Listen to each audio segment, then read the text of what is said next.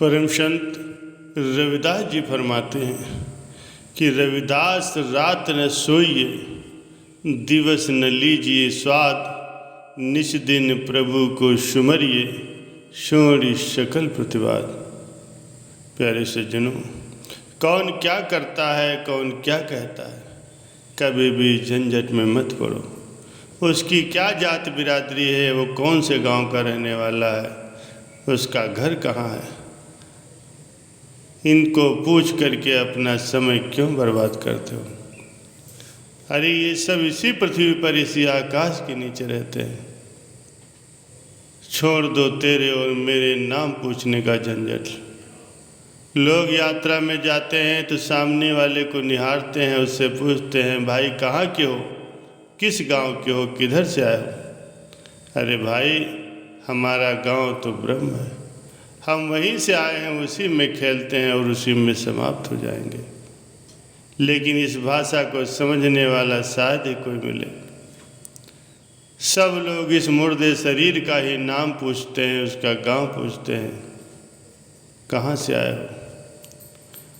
जो मिट्टी से पैदा हुआ है और मिट्टी में ही घूम रहा है, मिट्टी में ही बढ़ रहा है, उसी का नाम, उसी का गांव, उसी का संप्रदाय आदि पूछ करके लोग अपना समय ही व्यर्थ गंवाते हैं और संतों का भी समय गंवाते हैं।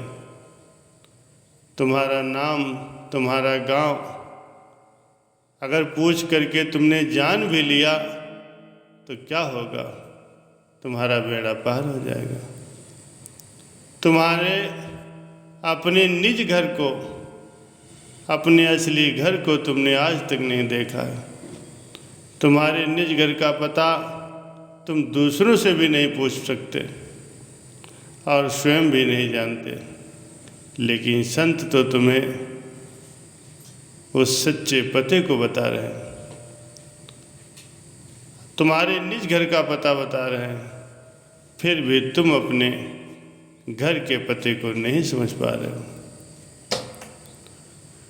द्वितीय विश्व युद्ध के दौरान एक सिपाही को चोट लग गई और वो बुरी तरह से जख्मी होकर बेहोश हो गया।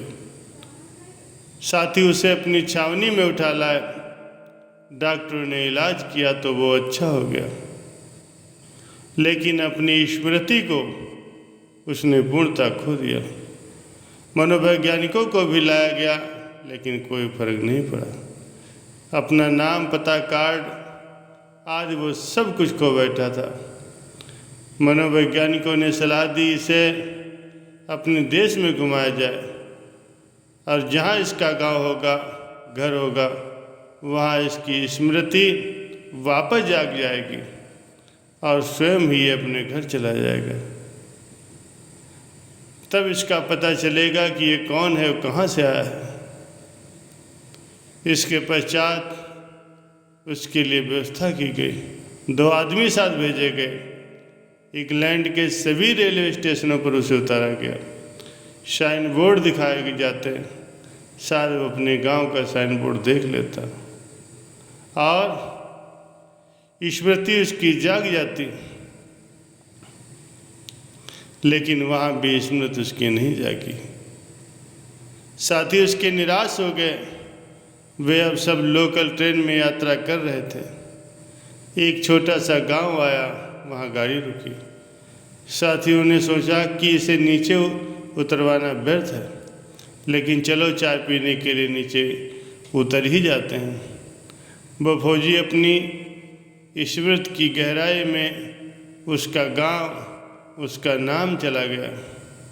रेलवे स्टेशन पर अपने गांव का साइन बोर्ड देखते ही उसकी स्मृति जाग गई। ये फाटक के बाहर हो गया और फुटपाथ पर चलने लगा। सड़कें, गलियां, मोहल्ले लांघता हुआ वो सीधे अपने घर पहुंच गया। वहाँ उसने देखा कि ये तो मेरी माँ है, ये मेरा बाप है। वो बोल पड़ा, दिस इज़ माई हाउस, और उसकी खोई स्मृति फिर वापस आ गई।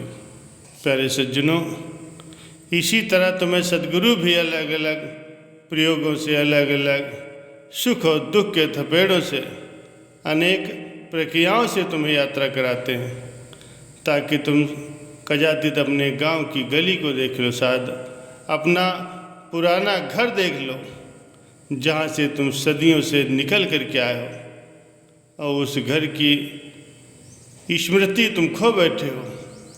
और शायद तुम्हें उस घर का, उस गांव का पूरा पता चल जाए। काश तुम्हें तुम्हारी स्मृति आ जाए। दूसरों की बुराइयां न देखें। जीवन में खुश रहने का सबसे बड़ा मंत्र है दूसरों की बुराइयों को छोड़कर स्वयं की बुराइयां देखना।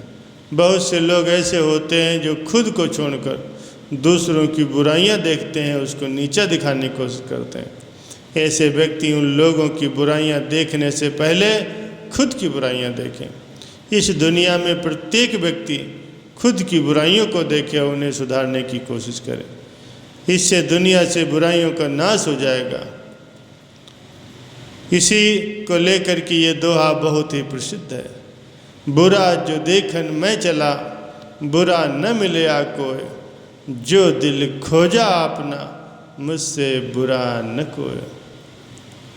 प्यारे सज्जनों, इन सभी बातों को अपना कर आप अपने जीवन में कभी भी निराशा का अनुभव नहीं करेंगे, हमेशा ही खुश रहेंगे और दूसरों को भी खुश रखेंगे।